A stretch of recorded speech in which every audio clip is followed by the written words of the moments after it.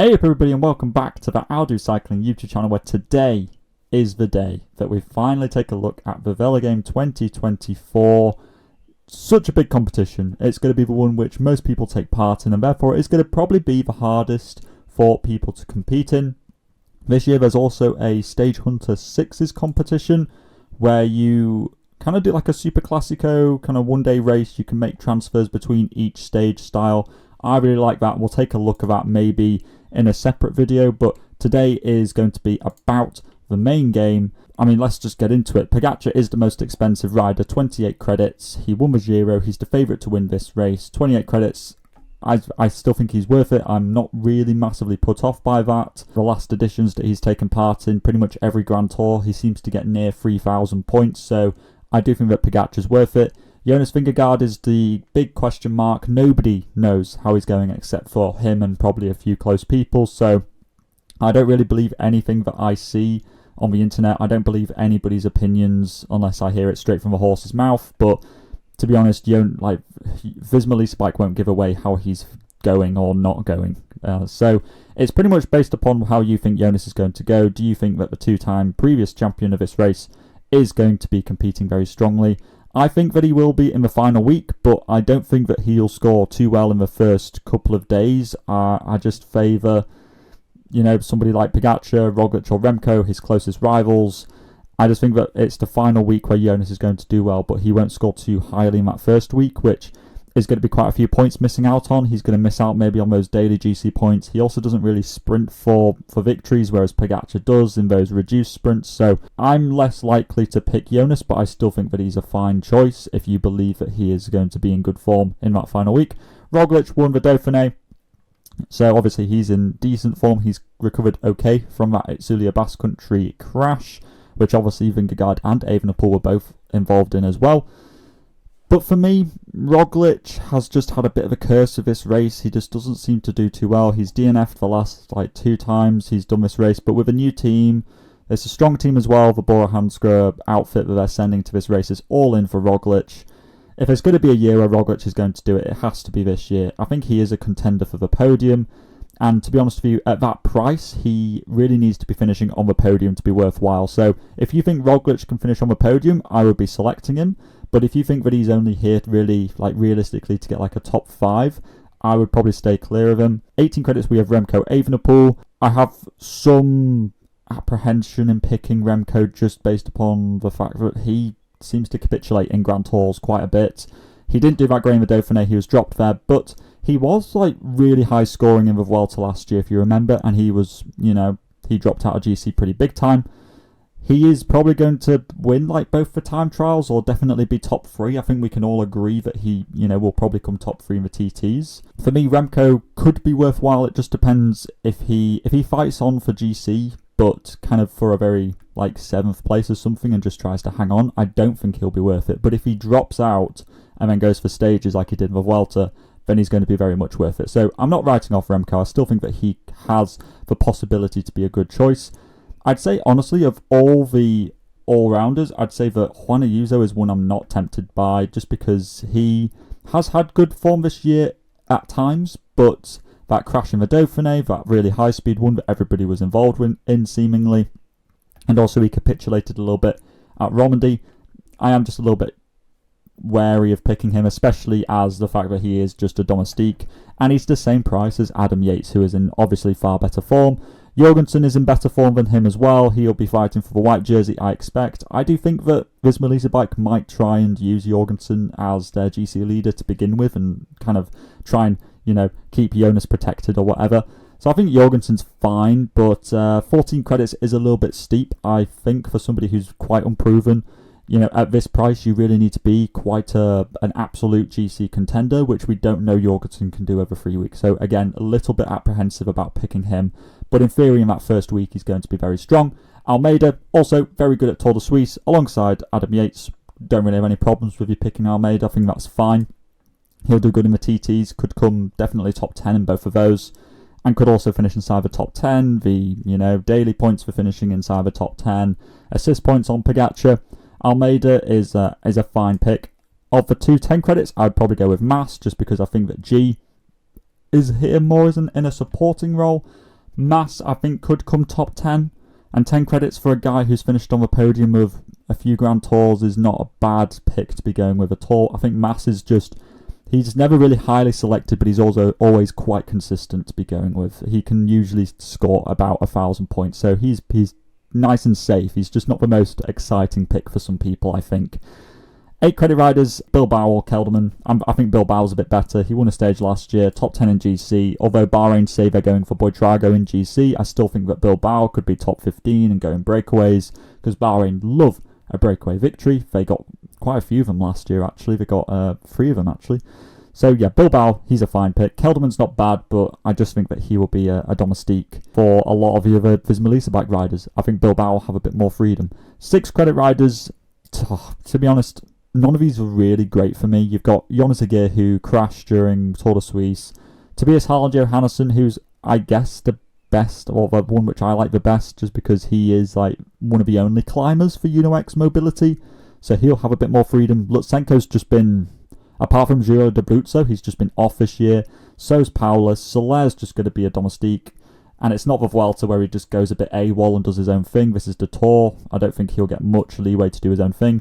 And Van Wilder never seems to do well whenever he's in the same squad as Remco Evenepoel in a race. He's always a domestique. So I'd say Tobias Harland-Johannesson is my best, but I would try and stay clear of those guys unless you absolutely need to because of budgeting. But in the climber category, Carlos Rodriguez and Adam Yates, I think, are both really good picks. I believe, and obviously this is just my opinion, but I think that both of them are potential contenders for the podium in this race. And when you consider that they are, I would say, on a similar level of like favourites as like Remco and Roglic, but they cost like 6/4 credits cheaper. I think that both of these are good picks, and as a matter of fact, I think this climber category is full of really good picks. So I think both of these are good picks. Absolutely no problem with either of them. If I had to choose one, I would probably say Yates, just because of how good he looked at Tour de Suisse. These were like some really good numbers he was putting out. So I would go with Yates, just a little bit over Rodriguez, but I think both of them are fine. 12 credits, Bernal and Yates, both of the kind of unknowns. Bernal, I don't know what his role is in this race. I expect it's just going to be a domestique, but he might get his own freedom. He has been on a very good kind of streak of form in this year, but I just think they've got Rodriguez and they've got Pidcock, and I think they'd perhaps choose both of those over Bernal. But saying that, Bernal did look quite good during Tour de Suisse, so he is just a bit unknown. I'm just not sure what to expect from him. Simon Yates as well. I mean, he was, 4th last year? And we hadn't seen a lot of him last year before he pulled out that really good Tour performance. So who's to say that he can't do it again? I'm not going to write Simon Yates off. It's just that there's lots of other picks here which I prefer over him, which I'm more confident in. Gal will probably come top 10, and be a bit like Enric Mas, I suppose, where I'm not sure if he's going to win. He doesn't look like he's got the form that he did last year when he did really well during Tour de Suisse. So, yeah, a top 10, but quite a quiet top 10, just kind of stealthing his way in there. Hindley will just be a domestique, so I wouldn't pick him. The 8 credit climbers, I love. There are so many good picks in here. Bardet is probably the one which I wouldn't go with, to be honest. I just don't think that he's going to go for stages, but I just think there are better choices in here of guys who just look better. Buitrago was top 10 in GC in the Dauphiné. He says he's going for the white jersey. I think a top 10 is very possible here. Buitrago usually gets like anywhere between 800 to 1,000 points in the Grand Tour, so he's good. Carapaz at 8 credits seems like really fantastic value for money, and it almost seems a little bit scary to go with him because I'm like, why is he so cheap? 8 credits for a guy who has won the Giro, finished on the podium, finished second in the Giro, and also finished third in the Tour de France before. He has got in the past like over 1,500 points in Grand Tours, and I know that he hasn't had a fantastic year, but he pulled out of the Tour de Suisse on like a precaution, basically, because he got a cut to his face. So I think his legs will be fine, and I do think that Carapaz could be top 10 in GC, and at 8 credits, that's an immediate good value for money pick in my books. Ciccone was again another great performance in the Dauphiné. He was one of the only people who could follow Roglic. And as somebody who's got a bad time trial, which is actually a blessing because he will drop out of GC and have more freedom to go into the breakaways, He's never won a Tour de France stage, but considering that it's starting in Italy, I expect Ciccone to be probably in the top 10 in those opening 2 stages, drop time in that TT on stage 7, and then hopefully go into breakaways after that. So I just think Ciccone is good. Martinez, a bit of a late addition. I don't know who Groupama FDJ are going for, full stop, so I'm not really tempted to go with any of them because I just don't know if it's Godou, if it's Martinez. I think Landa will just be a domestique. Vlasov, I'm seeing quite a lot of people pick, and I can understand because inevitably Roglic will crash, and because he just does. And Vlasov was so good during the Dauphiné, 6 in GC. He could de facto finish top 10 GC by being the helper for Roglic. He's got a decent time trial as well. He could come top 10 GC and get a top 10 in both of the TTs as well. So I think that Vlasov is actually pretty good. I could definitely see him getting definitely between 800 to 1,000 points, kind of similar to Boitrago. And then the 6 credit guys, Barguil, Kras, Formulo, Haig, Harper, Harada, Jan Hirt, Gil Martin, Louis Mienquez, Oscar Onley, Wout Poels, Javier Romo and Pavel Sivakov. There's almost more 6 credit climbers than there are 4 credit unclassified riders in this game. I would say, because there's quite a few, I think my favourites are Oscar Onley, fantastic at Tour de Suisse, good at getting the breakaway, could be good in those opening 2 stages, so I'm a big fan of that. Louis Mienquez, usually at 6 credits, tends to be good value for money because he comes like top 15 GC, gets him a breakaway a few times, but kind of quite quietly gets himself up to 700 points usually. Harper is going to be the domestique for Simon Yates, but hopefully if he gets a tiny bit of freedom, he could get some top 10s, maybe some top 5s in breakaways, I think. So those are my favourite guys, maybe Guillaume Martin as well, but I'm quite favouring like Onley, maybe Wout Poels as well actually, because he got a stage last year. In the sprinter category, this is a little bit of a tricky one because Philipsen, Wout van Aert and Pedersen, and you could also include De Lee, are all good picks. There is no reason to not go with any of these. But the problem is you can only really choose one. Philipsen is the fastest sprinter in the race, I think. In a bunch sprint, he's got the whole team around him. He's got Van der Poel as a lead out. He's going to win multiple stages. We can all pretty much agree on that, yes?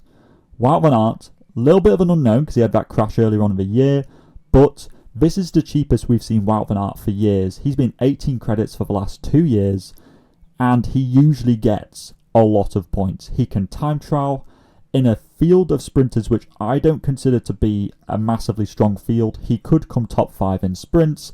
He could get in mountain breakaways. I do think that Wout van Aert could get quite a lot of points here. He got 1,400-ish last year, and he left the race early. So I think that Wout van Aert is going to be a good pick. Pedersen is a bit like Philipsen, but just a bit cheaper. He's more likely to hit the 100 points per credit, I think, because he is a very fast sprinter. He'll also be good over like stage 9, the gravel stage around Troyes, and a lot of the punchy, rolly stages. So Pedersen, I think, is a good pick, and he seems to be going well just in French races in general. De Lee, he beat Philipsen in the Belgian National Championships, but I just consider De Lee to be a really good sprinter in a reduced sprint setting. But in a pure bunch sprint, when you've got a lot of frenziness going on, I'm not as confident in his abilities. It's his Grand Tour debut. I've got a bit less confidence in him. But saying that, he is a fantastic sprinter, and he should be really good on those stages where the sprints are a little bit more reduced, and on that gravel stage as well. Groenewegen has the problem where he will be dropped on the more lumpy stages where Michael Matthews will be their sprinter instead. So both of those guys suffer in that they're not the pure sprinter for their team. Bauhaus, I think, is fine. He should get a series of top 10s, no problems there. Bennett's been very good this year, so again, no problems with him. Cavendish, if you believe in going for 35 victories. But Cavendish has the problem where if he's not going for a victory, if he realises he's not going to win, he usually sits up, which from a Velogames perspective isn't great. We kind of want people to be really fighting it out for 8th place even in a sprint.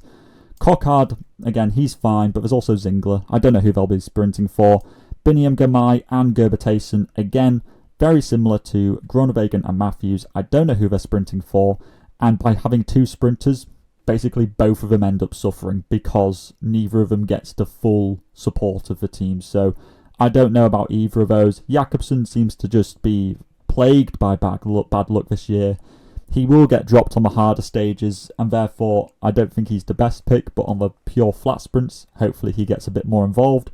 Kristoff has been decent this year, but I just really don't see him like competing really. Like a top 5 might be possible, but I'm just not massively confident in him. And then 6 credit riders, there's a few to be going out. My favourites are Ackerman, I guess. He has been a very fast sprinter in the past. It's not been like that recently, but at 6 credits, a lot of these sprinters have a relatively low bar to be hitting. So Ackerman could be alright. Demar could be alright, but he, again, has been terrible this year. Gaviria, if he does what he did in the Giro d'Italia, he's going to be good value for money. And I think it's possible that he could do that because he will be the sprinter, because Arambarou is more of a puncher. Mazzato, maybe he sprints instead of Demar, I'm not really too sure. And then Marijn van den Berg, I don't think in the pure sprints he'll be kind of fighting for a top 10, but on the more versatile stages, he will be a bit more up there. So I'd say, yeah, Van den Berg, Gaviria, Ackerman, maybe. You could say Danny van Poppel as well, if he's not just chained to Primoz Roglic all the time. Then we get the unclassified riders, where we got Pidcock. He's 10 credits. Again, in the unclassified rider, he got 900 and something-ish points last year. I think he's good value for money, to be honest. I don't see any problems with going with him. He didn't do that great in the opening 2 stages last year, and I think that he'll be looking to rectify that because these 2 opening stages really suit him. I think he could be like top 5 in both of them. And there's also the stage 4, the descent down into Valois, which he was very famous for absolutely railing back in 2022. I could see Pidcock being top 15 GC, trying to get in some breakaways maybe, doing okay in some of the more versatile sprints, like the punchy, grippy stages. I think Pidcock could be pretty decent, and he was quite strong in Tour de Suisse. Van der Poel is just a lead-out man, and, King Van der Poel, I know, I'm sorry, but I just don't think 10 credits is worth it. Then you have a series of 8 credit riders where George has made our lives hard, because I was so hoping for some of these to be 6 credits, and George has been so on it, and has made them all 8 credits, which is making it really difficult. I think that all of these are good picks, apart from Laporte. All of these are good picks. There's no problem with going with any of them. If I had to pick some which are my favourites, I would say Bettiol, because he's just been looking so strong. He's the Italian champion now. He could do good in that opening stage. He's going to get in breakaways. He's a strong sprinter, time trialist, he's everything. Magnus Cort won that stage of the Dauphiné, so if he gets in some breakaways, I think that he'll be quite good. Derek G was 3rd in GC in the Dauphiné, should be going for stages according to Israel Premier Tech's press release. So I think that he could be top 15 GC, going for breakaways. We know how good he is in breakaways from that Giro d'Italia last year in 2023. Derek G is really good. Ben Healy is a breakaway master, we know that. Lascano was so good during the Dauphiné, it was just scary. Climbs really well for a ruler. He should be getting in the breaks lots. And Van Hills is just on fire this year. So you've got so many options to be going at. And I find it hard to narrow it down, to be honest, as to which one is the best. I think they're all good. And unfortunately, that means that the 6 credits are maybe a little bit harder to gauge. I'd say Amarai is looking good. He's the TT champion of France now. He should be top 10 in both of those, getting in the breakaway. He was good during the Dauphiné. Amarai is looking pretty strong. Tige Benoit usually gets about 400 points, just by assist points, getting in a top 10 of a stage in a breakaway or whatever. Campenaerts was the super combative rider from last year. That's pretty good. Rui Costa looked really good during his national championships. He's the Portuguese national champion now, and he was 3rd in the TT. And I think that he's looking pretty strong at the moment for EF. De Plus was so good during the Dauphiné, I think that you could almost put him in the climber category. So I think that De Plus is a really good person to be picking up. I think he could definitely be top 20 GC, maybe getting the breakaway a few times, because he is just on fire at the moment. You got Genietz, Luxembourg champion now. Whether he gets any freedom, I don't know. Geschke, this is his final Tour de France. I expect him to be in the breakaways a lot. Gordon, good puncher, won 2 stages at the Tour of Romandie about, a month or 2 ago. He's looking really strong. On the stages where Bennett doesn't sprint, it could be him or Paul Lepera. We'll get onto him in just a second. Søren Kragh could get in the breakaways for Alpecin so long as they don't just tie him to either Van der Poel or Philipsen all the time. Kwiatkowski won a stage last year, and maybe he could do that again. Lepera is the new French champion. He's looked really good this year. Lots of good results. I think Lepera is a very good choice to be going with. Madouas, again, he's still searching for a stage win. Mohoric was the only 6-credit unclassified rider to breach 100 points per credit last year. So that's definitely something to be looking at. Mohoric is always dangerous in breakaways.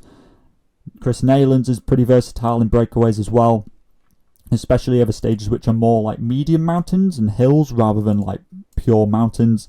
Sean Quinn should get in the breakaway because he is the American champion, so he'll have a cool jersey on his back. Christian Rodriguez, a good climber for Arkea B&B Hotels. Tom Schoen's very versatile, very similar to Chris Neylands, very good over kind of rolling terrain. Maybe that's just the Latvian way. But Tom Schoen's podium finisher in Strade Bianche early this year, loves a long hard race, and I think that he could be really good in some breakaways. Tejada is probably the best climber Astana Kazakhstan have, so he could definitely be top 20 GC and getting in breakaways quite a lot. Frank Vandenbroek won the Tour of Turkey earlier this year, so maybe he could get something out of this race. He will have the freedom to go into the breakaways quite a lot. Harm van Oker's been looking quite good. Recently in the Tour of Hungary and the Mersan Tour, he was, I think, like top 5 or something there. Kevin Vauquelin, very strong start to the year, but he's kind of gone off the boil a little bit recently. But he's a strong time trialist, he's a good climber, very good all-rounder. I think that Vauquelin could definitely have a bit of a resurgence, and if he can find some of that form from earlier this year, he will be such a good pick. Stephen Williams, I think, could be the best 6-credit rider in the unclassified rider category because he won the Tour Down Under and he won La Flèche Wallonne. He is very suited towards stage 2 and maybe also stage 1. Stephen Williams is a very good pick. Fred Wright always gets involved in breakaways, especially like the flatter ones. Van Unschold could be the sprinter for UnoX Mobility, but I don't know if they're going with Christoph or him. They seemed to rotate it last year, so maybe they do the same again.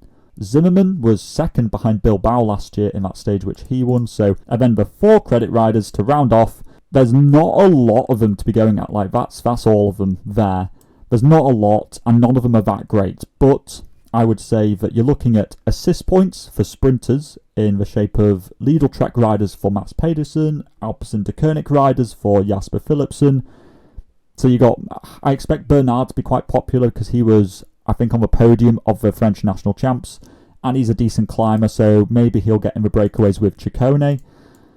You've got, again, like I said, the assist points you can always go with. Not particularly exciting, but quite effective. Coolset is a good climber for UnoX, so he's definitely worthwhile thinking about. Morkuv could get a top 10 if he's leading out Cav, but again, it's a little bit hopeful to be banking on that. Narsen has had some good results this year, but I just think that he will work for one of his like other leaders, like Lepera or Godin or Amarai or Sam Bennett. I just think that maybe he's a little bit too far of a pecking order. I must say, I think I really like Anthony Turgis. He hasn't had a very good couple of years, but he sometimes gets involved in sprints, so I'd say that he's the fastest finisher Total Energies have, and therefore he might get involved in the sprints and get some top 10s and 15s along the way. Obviously, I don't have a team up because I'm not absolutely certain as to who I'm going with just yet, but put in the comment section who you're thinking of putting into your teams and any questions or rider combinations that you want me to take a look at for a second opinion. I'll be doing a podcast discussion with the guys to do a deep dive analysis, so if this wasn't enough for you, be sure to subscribe because I will be doing a video where I reveal who is going to be on my team for the Velogame 2024. But all that is left to say is to stay safe out there, and I will see you in the next video. Salut!